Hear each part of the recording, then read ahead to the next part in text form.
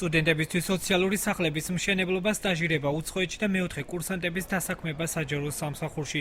პრემიერ-მინისტრის ადმინისტრაცია სამომავლოდ 3 ახალი პროგრამის განხორციელებას გეგმავს. აღნიშნულთან დაკავშირებით შეხვედრა შოთა რუსთაველის სახელობის უნივერსიტეტში გუშინ დახურულ კარს მიღმა გაიმართა. სტუდენტების შეფასებით შეხვედრაზე წარმოდგენილი პროგრამები მათთვის მისაღებია. შეხვედრის შესახებ არანაირი ინფორმაციას თავიდან არ ვფლობდით. უბრალოდ წინა დღეს ვიცოდით, რომ საზღვაო აკადემიაში უნდა ყოფილიყო პრემიერის შეხვედრა.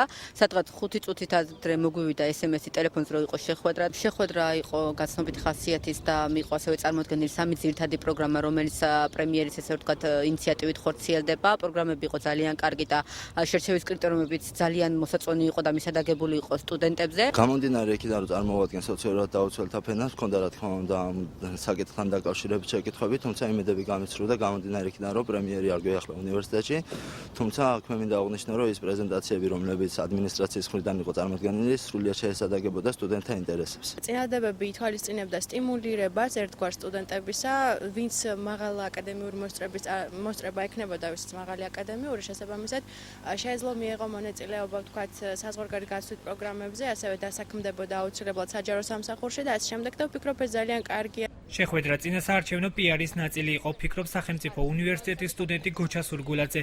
მისი განმარტებით სტუდენტებს შეკითხვები უნივერსიტეტის დარბების ფაქტის გამოძიებასა და რეგიონში ჰესების მშენებლობის შესახებ ჰქონდათ, რაზეც პასუხები ვერ მიიღეს. შეხვედრის მიზანი ჩემი აზრით და სტუდენტთა დიდი ნაწილის აზრით იყო წინასწარ გათვლილი პოლიტიკური PR-ი, რაც შეეხება მოთხოვნებს, რომელიც ჩვენ სტუდენტებს ჰქონდა, ეს იყო ჰესების მშენებლობა აჭარაში, ასევე 2007 წლის უნივერსიტეტის დარბების გამოძიება, ასევე სხვადასხვა საკითხები, რომელიც არის უფრო მეტად პრობლემატიკური რეგიონისთვის, მაგრამ პრემიერმა არ შეხვდა, გამოგზავნა მის წარმომადგენელი, რომელმაც ვერანაირ კითხვაზე პასუხს ვერ გაგცემდა, თვითონაც თქვა, რომ პოლიტიკური კითხვები არ დამისვა. თბილისის სახელმწიფო უნივერსიტეტის შემდგომ იმ მიჯირყვნას თავი არიდა, რაც მოელოდა ბათუმის სახელმწიფო უნივერსიტეტი ალბათ. პრემიერ-მინისტრის ადმინისტრაციის უფროსის მოადგილესთან შეხვედრის შესახებ სტუდენტები უნივერსიტეტის ადმინისტრაციამ გააფრთხილა.